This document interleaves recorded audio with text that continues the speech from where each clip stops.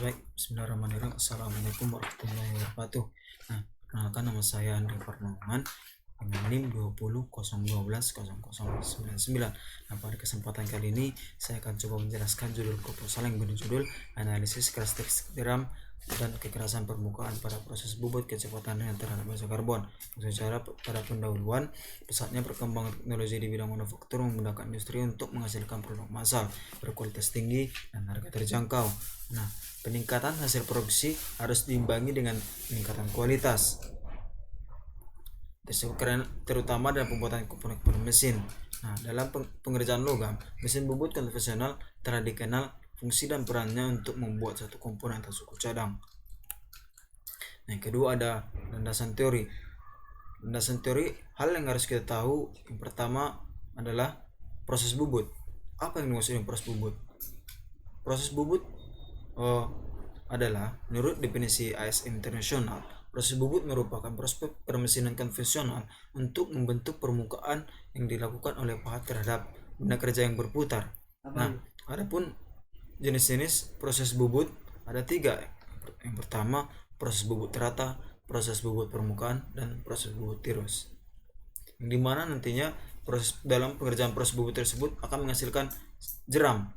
Nah, apa yang dimaksud dengan jeram ini?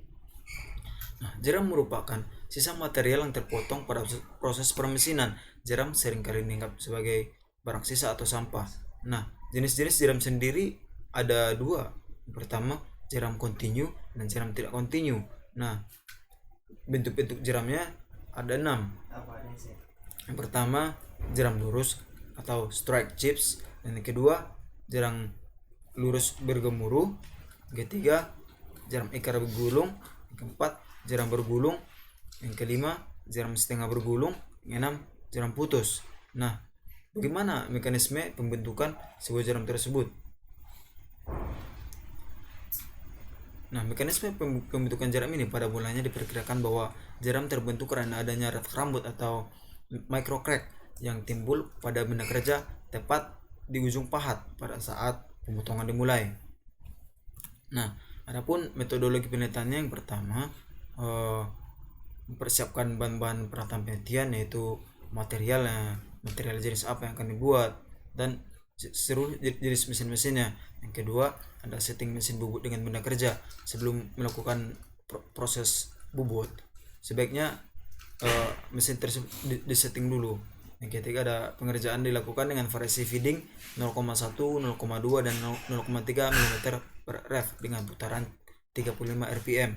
Dan yang keempat, ada pengumpulan jeram untuk masing-masing feeding dari masing-masing bahan. Yang kelima, pengukuran kekerasan menggunakan surface roughness tester. Dan yang keenam, pengukuran dimensi jeram meliputi sudut geser, tebal, lebar, dan jarak antar jeram. Nah, yang terakhir, analisis kekerasan permukaan benda kerja serta bentuk dan dimensi jeram sesuai dengan masing-masing variabel.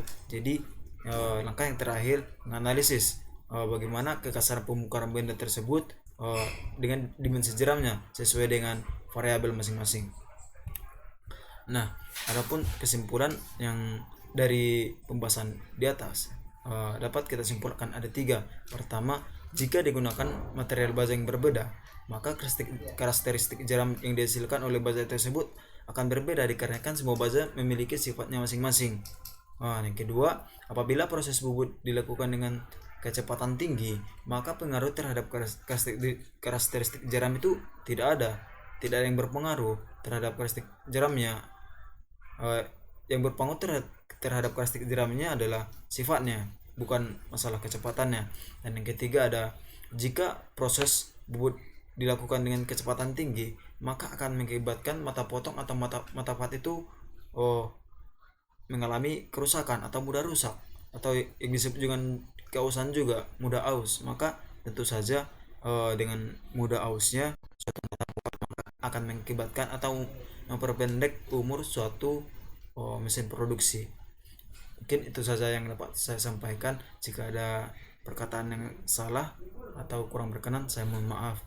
Saya akhiri dengan Assalamualaikum warahmatullahi wabarakatuh.